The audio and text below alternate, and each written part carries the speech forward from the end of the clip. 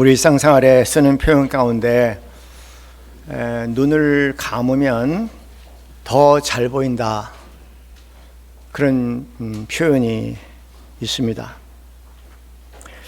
그건 단지 어떤 시적인 그런 표현은 아닙니다.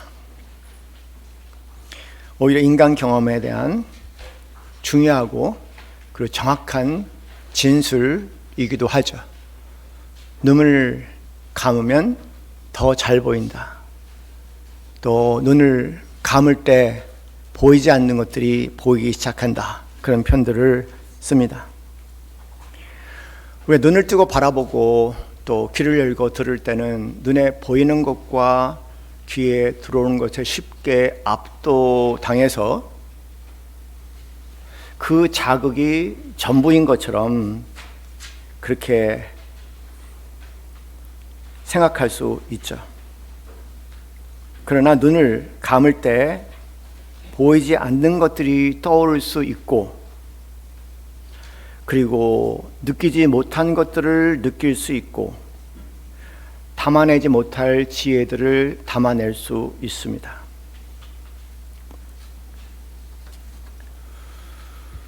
아마 그런 경험들을 하셨을 거예요.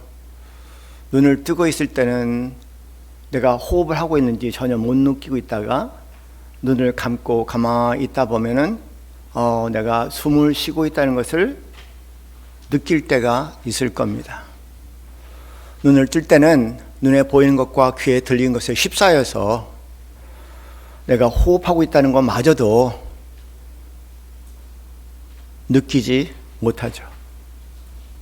오늘 성가대 찬양 속에 그냥 그 성가대 찬양에 귀를 열심히 기울이고 있는 것과 그리고 눈을 감고 그 성가대 찬양을 가슴에 담는 것의 차이는 하늘과 땅 차이입니다. 아마 그냥 성가대 찬양이 좋다, 은혜롭다, 그 가사 하나하나가 귀에 어떤 집중의 대상이 된다면 아마 그 은혜를 담아내지 못했을 거예요. 그러나 내가 눈을 감고 그것을 마음에 담기 시작하면은 그냥 눈을 보고 귀에 담은 것과는 차원이 다른 그런 세계를 감지하고 느낄 수 있습니다. 대한민국 사람들이 가장 많이 읽었다고 얘기하는 어린 왕자의 한 대목에 그런 대목이 있죠.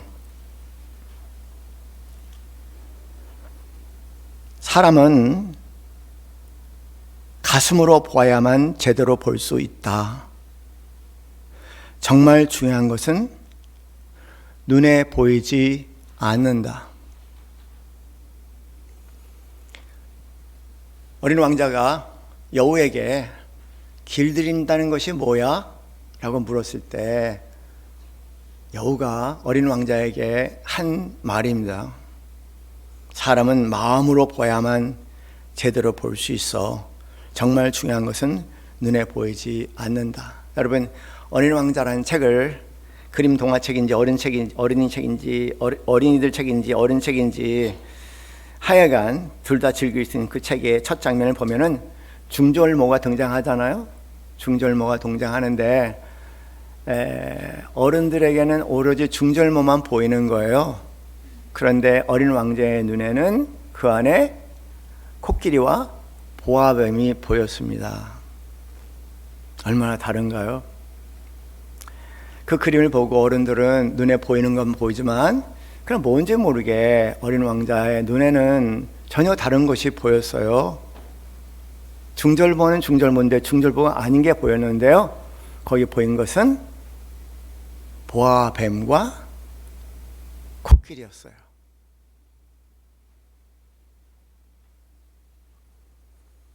현대인들은 눈에 보이는 것이 전부인 것처럼 인식하고 살아가죠. 그래서 참 불행한 관계들이 많은 것 같아요. 어느 날 상대의 행동하는 모습이 영 마음에 들지 않았습니다. 그래서 그 행동을 어떻게 해보려고 말을 하려고 했는데요. 보이는 것을 넘어서 보이지 않는 제 마음을 들여다봤습니다. 그랬더니 마음 속에는 상대하는 것이 정말 마음에 들지 않고요. 짜증나고 화가 나서 내가 한 말을 통해서 상대를 주동하고 통제하려는 그런 마음을 볼 수 있었습니다. 제가 잠시 멈춰서 그냥 그것만 봤다면, 눈에 보이는 것만 봤다면 절대 그런 생각을 그런 것을 담아낼 수 없었을 거예요. 그런데 잠시 눈을 감고 제 마음을 들여다보니 별천지가 보이기 시작했어요. 마음에 들지 않아. 아, 짜증나. 아, 화가 나. 이걸 고쳐야 돼. 이 말을 할까? 뭐 이런 것들이, 이 말이 상대를 고칠 수 있다는 생각을 하고 이 말을 할까? 그렇게 생각했거든요. 근데 계속 그 마음을 봤죠. 제 마음을 보는 것은 보이지 않는 것을 보는 거예요. 제 마음을 계속 봤더니 그렇게 해봤지 않냐. 그리고 결과적으로 서로 불쾌함으로 끝났지 않냐. 꼭 그 길밖에 없냐. 아, 아니구나. 그냥 차라리 수고했다, 고맙다, 사랑한다, 그렇게 말을 하면 어떻겠냐. 아, 맞아. 그래서 싸움으로 번질 수 있는, 불쾌한 상황으로 바뀔 수 있는 상황이 그냥 고마워, 사랑한다, 그 한마디에 상대 얼굴이 밝아짐을 보면서 관계의 변화들을 경험한 적들이 있었습니다. 그날 그 어렸을 때 읽었던 이 책이 다시 생각이 나는 거예요. 사람은 마음으로 보야만, 가슴으로 보야만 제대로 볼 수 있다. 정말 중요한 것은 눈에 보이지 않는다. 이 세계는 두 가지 세계가 있습니다. 하나는 우리의 감각으로 경험하는 세계가 있어요. 눈으로 보고 귀로 듣고 주로 그런 감각으로 경험하는 세계가 있죠. 그런 감각의 세계, 그런 감각의 세계로 경험하는 세계를 sensible world라고 얘기합니다. 감각적 세계라고 얘기해요. 현대인들은 이거밖에 몰라요. 현대인들은 가지고 있는 게 그렇게 교육을 받아서 그런지 보이는 게 전부예요. 그러니 감각적 세계에 살아가는 존재입니다. 그러다 그런지 참 깊이가 없는 삶들이 참 많아요, 그리스도인들도. 그런데 그런 오감에 근거한 감각적 세계만이 전부는 아니죠. 눈에 보이는 데서 눈에 보이지 않은 것을 볼 수 있고, 그리고 오감적으로는 도저히 알 수 없는 것을 알 수 있는 감각의 세계가 있어요. 여러분, 그걸 잘 기억해야 됩니다. 왜냐하면 그거를 모르면은 성숙이라는 말도 의미가 없고요, 영적인 삶을 산다는 것은 오리무중으로 떨어질 겁니다. 그런 세계를 뭐라고 얘기하냐? 감각의 세계와 또 다른 세계가 있어요, 우리에게. 그런 세계를 준감각 세계라고 얘기합니다. 여러분, 한 장짜리 나눠드렸어요. 거기 어려울까 제 나름대로 풀어서 다 또 적었으니까요. 그냥 내가 보니까 우리 교회에 이렇게 제 설교를 적는 분들이 계시는 것 같아요. 얼마나 힘들까. 올해부터는 그냥 그거를 한 장짜리로 인쇄해서 내려드리면 좋겠다는 마음으로 첫 예배에 그 시도를 해봅니다. 거기에 영어로는 sensible world가 있는가 하면은 눈에 보이지 않는 것을 볼 수 있는 그런 세계를 준감각의 세계라고 하고, 이 학계에서는 그걸 quasi sensible world라고 얘기해요. quasi sensible world. 아, 그런 세계가 있네. 아마 그런 용어 처음 들으실 거예요. 예를 들어서 저희 어머님이 임종 예배 드리고 난 후에 의식이 없다 갑자기 의식이 세계가 생겼는가 봐요. 갑자기 눈을 뜨고 저를 옆에 지킨 저를 큰 눈으로 멀뚱멀뚱 쳐다보면서 낯선 사람 보듯이 보면서 저한테 뭐라는지 아세요? 예수는 누구냐?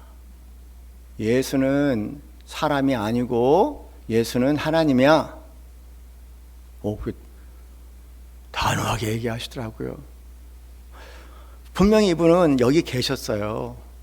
그런데 어디 갔다 무슨 세계 갔다 왔는지는 모르겠지만 예수는 사람이 아니라 예수님은 하나님이야 라고 아주 단호히 얘기하는데 그 표현이, 그 말이 너무나 확신이 서서요. 제가 거룩함을 느낄 정도의 확신찬 말이었습니다. 그런 세계, 나는 감지하지 못하지만 그는 감지할 수 있는 그런 세계, 그런 세계를 감지할 수 있는 감각을 화자의 sensible 이라고 얘기합니다. 그리고 그런 세계를 경험한 것을 화자의 sensible 세계라고 얘기해요. 아버님 돌아가실 때 마지막 임종 순간에 아버님 남기시고 싶은 말씀 없으세요? 그랬더니 뭘 어떻게 경험했는지 모르겠지만 거기는 아무도 그 세계를 못 봤어요. 그런데 마지막 하신 말씀이 내가 죽으면 곧 이 하나님의 영광 속에 들어갈 텐데 내가 세상에 남길 말이 무엇이겠냐 라고 말씀하시는 거예요. 그 영광이 우리는 못 느꼈어요.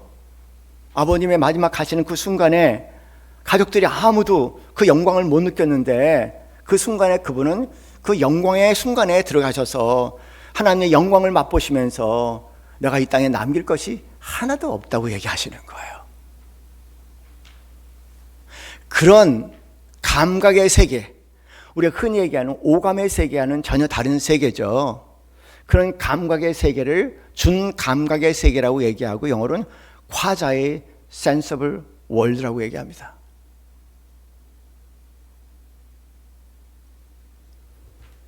하나도 신기한 거 없어요. 알면은 우리는 익숙한 감각의 세계에 살고 있습니다. 보고 듣고 감각을 통해서 만지고 분석하고 이해를 하는 온통 감각 중심의 세계를 전부라 인식하고 살아가죠. 그런 세계관 속에 살아가는 현대인들에게 영적이라는 일은 정말 먼 거리의 얘기입니다. 흥미로운 것은 그런 세계에 들어가는데 우리의 삶이 풍성해지지는 않아요. 수많은 지식과 엄청난 정보들을 쏟아지고 그런 지식과 정보를 흡수하면서 살아가지만 우리의 마음은 녹록하지 않습니다. 그리고 그렇게 수많이 쌓이는 정보가 나라는 존재를 본질적으로 질적으로 바꿔놓지 않는다는 것도 여러분 아시잖아요.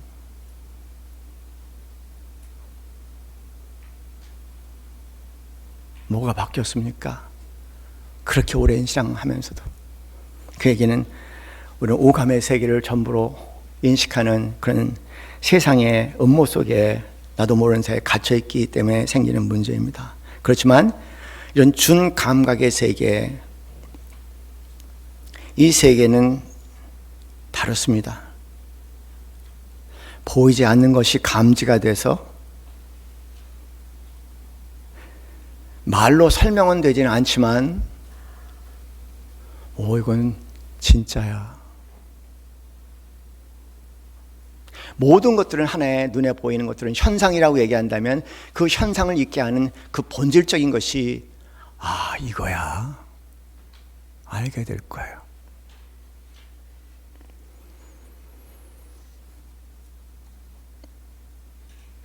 그 세계에 한 번 들어갔다 나온 사람들, 그 세계에 한 번 들어갔다 나온 사람들이 공통적으로 하는 말이 뭔지 아세요? 이전으로는 돌아갈 수 없어. 그래서 그냥 가시나 봐요. 예수 그리스도가 하나님이란 것을 그런 특별한 감각의 세계에서 경험하신 분은 다시 오고 싶은 마음이 없나 봐요. 하나님의 영광 속에 잠시 머물렀던 그분은 여기에 아무런 미련이 없어서 그대로 직통으로 가시고 마은 겁니다. 이전으로 돌아갈 수 없어요. 이전으로 돌아갈 수 없어요.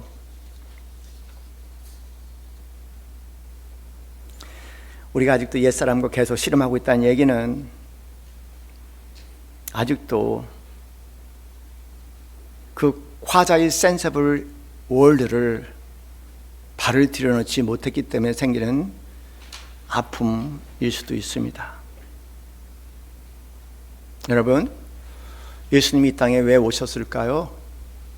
여러 가지 이야기가 있습니다. 예수님이 이 땅에 오신 이유는 그렇죠. 인간은 죄의 문제를 해결할 수 없으니까 근본적으로 죄의 문제를 해결할 수 이 땅에 오셨지만 동시에 예수님께서 이 땅에 오신 이유는 새로운 세계를 열기 위해서 오셨어요.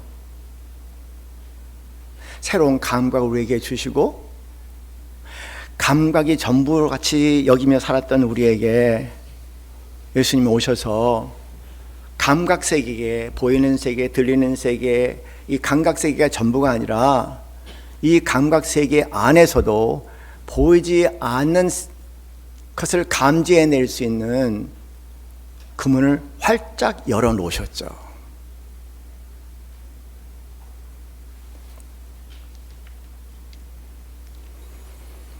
그냥 성경을 가르치기 오신 것도 아니고요. 우리에게 어떤 정보를 나눠주기 오신 것도 아니고, 그리고 어떤 학문적인 그런 논리를 가르쳐주기 오신 것도 아니고요. 예수님은 이 땅에 오셔서 그 전에 없었던 새로운 세계를 경험할 수 있는 이런 준 감각의 세계의 문을 활짝 열어놓으신 겁니다.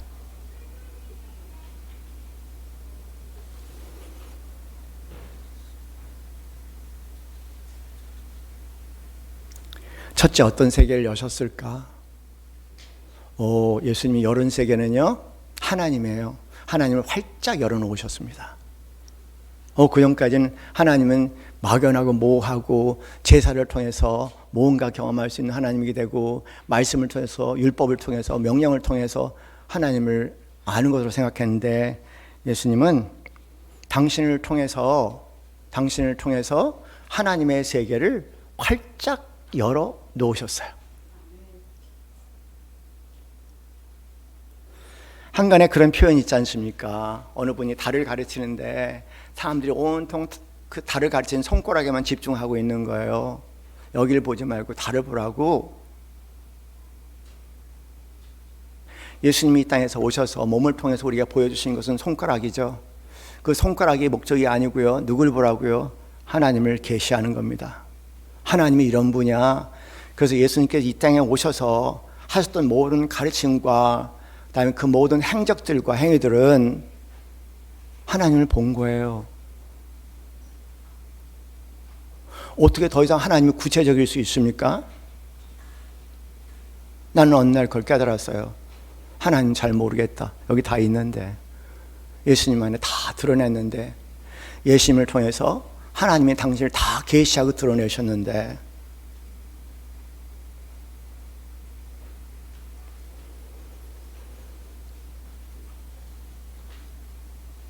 오늘 보면 말씀에 말씀이 육신이 되어 우리 가운데 거하셨다 말씀하십니다.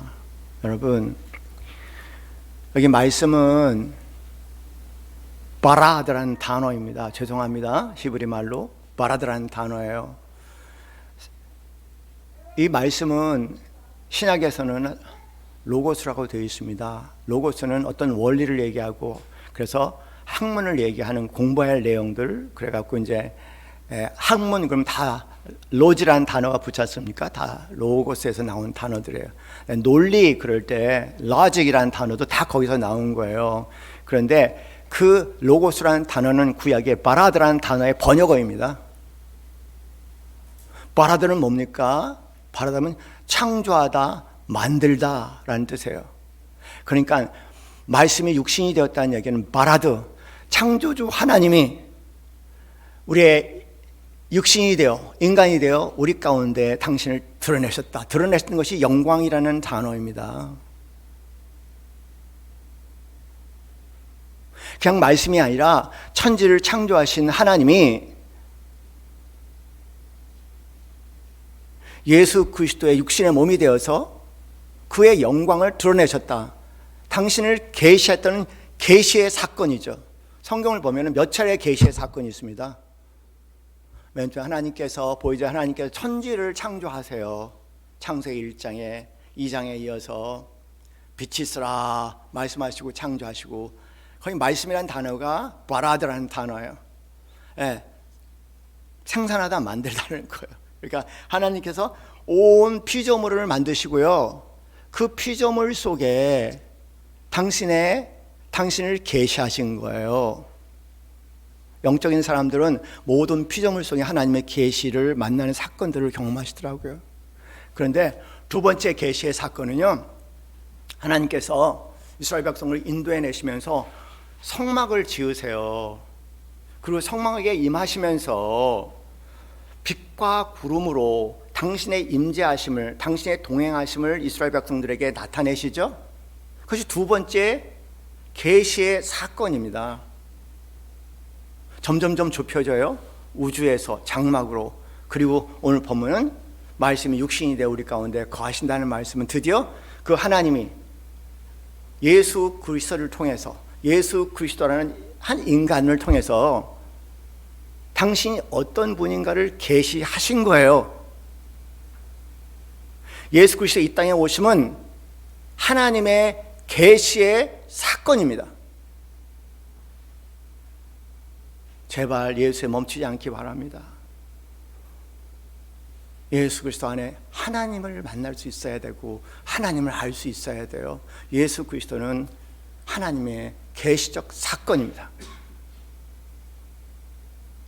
더 나아가서 예수께서 이 땅을 떠나시면서 또 다른 자신의 분신을 허락하셨어요. 성령님, 이제 우리 이 시대를 사는 사람들에게는 그 성령이 우리 안에 거하셔서 끊임없이 그 하나님을 드러내시죠. 성령님은 우리 모두의 삶 속에 함께 하시면서 하나님 계시의 사건으로 역사하시는 분이십니다.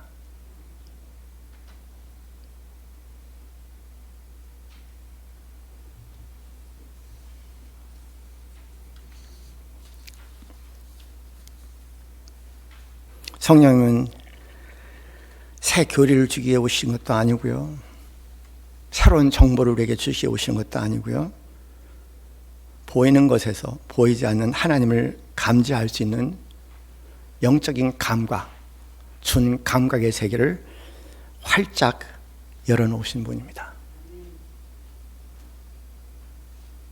여러분, 성령의 도움 없이는 우리는 그 세계에 들어갈 수가 없어요. 공부를 많이 한다고요? 그럼 박사들이 다 알게요? 몰라요.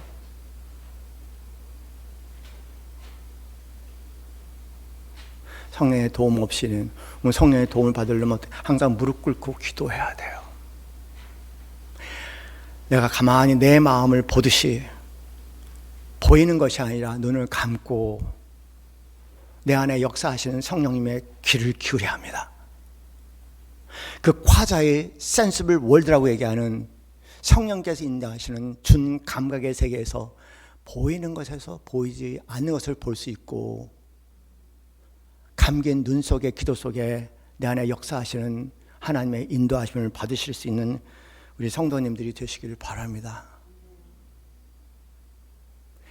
분주하게 보이는 것을 향해서 뛰어들어가는 삶에는 결코 성령님이 역사하지 않습니다. 우리 한국 교회는 어떤 목표를 걸어놓고 그 목표를 이루기 위해서 하나님을 도구하는 경우가 참 많은 것 같아요. 아니, 성령님을 도구하는 경우가 참 많은 것 같아요. 저는 단호히 말씀을 드릴게요. 거기엔 성령님이 역사하지 않습니다. 성령님은 그런 분이 아니에요. 오늘 본문에 하나님의 글로리, 영광을 예수 그리스도를 통해서 나타난 그 영광이 바로 하나님의 영광이라고 얘기합니다. 그러면서 은혜와 진리가 충만하다 말씀하시죠. 사랑하는 성도님들, 이 순서를 잘 기억하시기 바랍니다. 이 순서가 너무 중요해요. 진리와 은혜가 아니라 은혜와 진리입니다. 순서는. 세상에 진리가 있어요. 우리가 철학을 통해서, 그렇지 않으면 과학을 통해서 많은 진리들을 접하죠.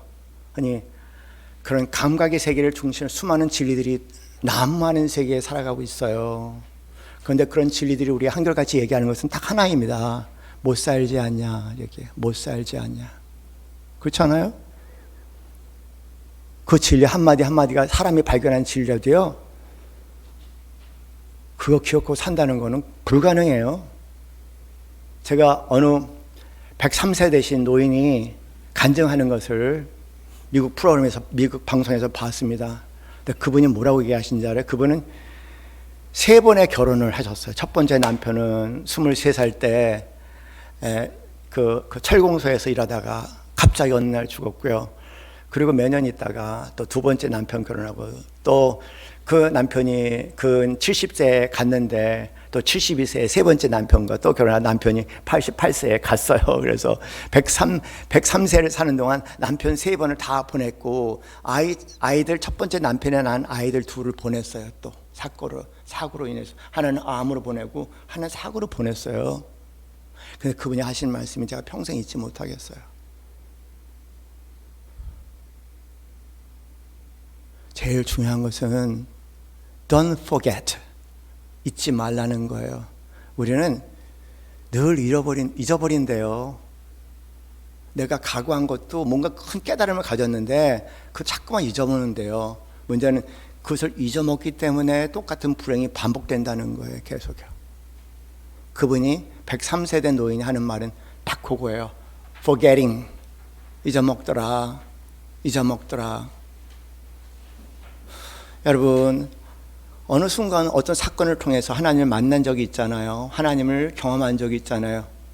그러면 기억하면 되는데, 더 많은 사건이 필요한 게 아닌데, 그때 절대절명의 밑바닥에서 뭔가 나를 붙잡아 주시고 나를 구원하신 하나님 손길이 거기 있었는데, 문제는 forgetting, 잊어먹는 거예요. 왜 그럴까? 그냥 인간인가 봐요.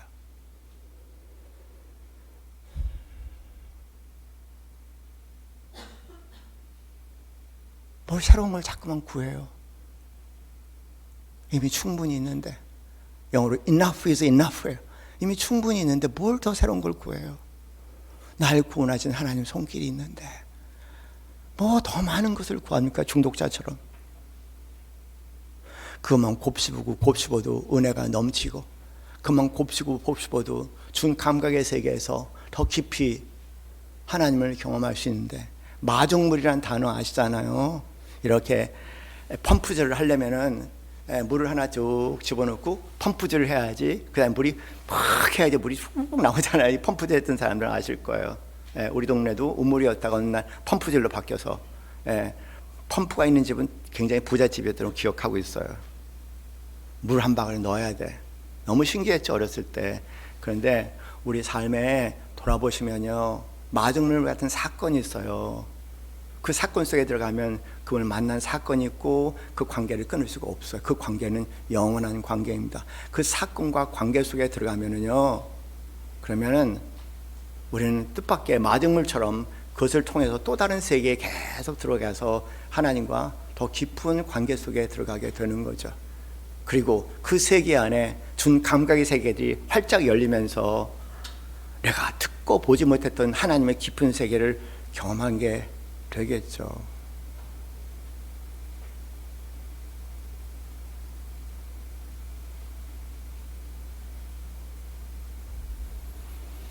이미 충분합니다. 한국 사회는 전반적으로 중독의 사회라고 알려진 건 꽤 오래됐어요. 더 자극적인 거, 더 새로운 것을 끊임없이 추구하는 중독의 사회, 교회도 그런 것 같아요. 그 사회적 흐름 속에 더 흥분되고 극적인 경험들을 계속 원하는 이 종교적 중독에 빠져 있어서 이미 충분히 주셨는데 그 충분한 것을 누리지 못하는 참 안타까운 오늘 한국의 현실입니다. 엄청나게 가져서 전 세계 수출 7위고 동남아시아의 모든 나라들 부러워하고 국민 소득은 일본보다 앞섰는데도 불구하고 대한민국 사람들처럼 부족감 가운데 시달리는 인간, 민족이 없는 것 같아요.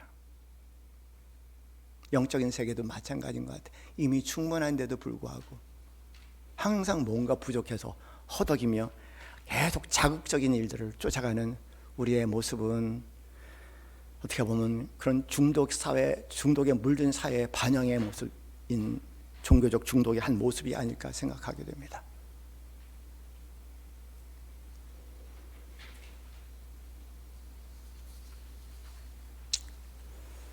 올 한 해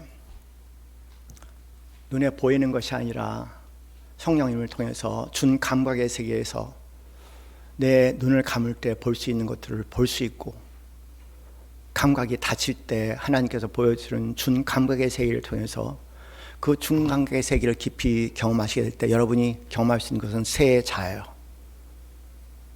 뭘까요? 뭐라고요? 쉼, 숨, 삶.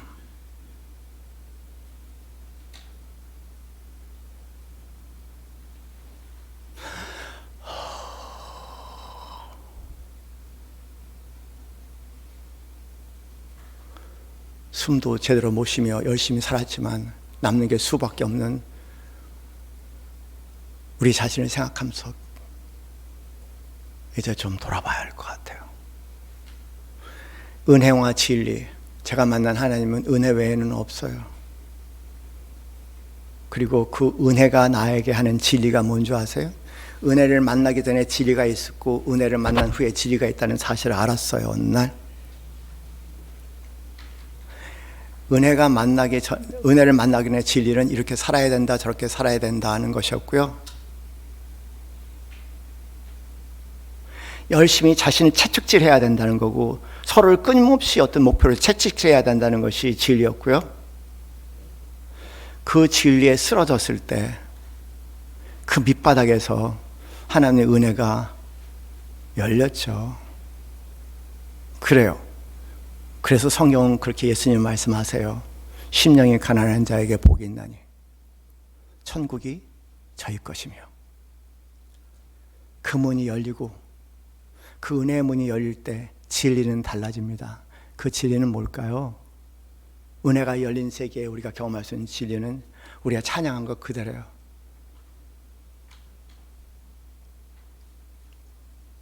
내 모습 이대로 사랑하시는 주님입니다. 없어요. 그 외에는 다 거짓말이에요. 우리 찬양하면서 그런 생각을 해봤어요. 정말 내 모습 이대로 있을 수 있을까? 못해요. 나는 여러분 앞에 내 모습 이대로 있을 수 없어요. 여러분 제 앞에 여러분 모습 그대로 있을 수 없죠. 가족끼리 또 내 모습 이대로 있는다면 용납하지 않을 거예요. 각자 나름대로 이렇게 살아야 되는 그림을 가지고 볼 테니까. 그래요. 그래서 우리 한 번도 내 모습 이대로 서 있을 수가 없나 봐요. 그러나 제가 만난 하나님은 아주 분명하게 여러분에게 이 말씀을 전하라고 하셨습니다. 그래, 그렇지. 그렇다고 나를 오해하지 마. 나는 너를 있는 그대로, 있는 그대로, 있는 그대로, 지금 내 모습 그대로 사랑하신다는 진리였습니다.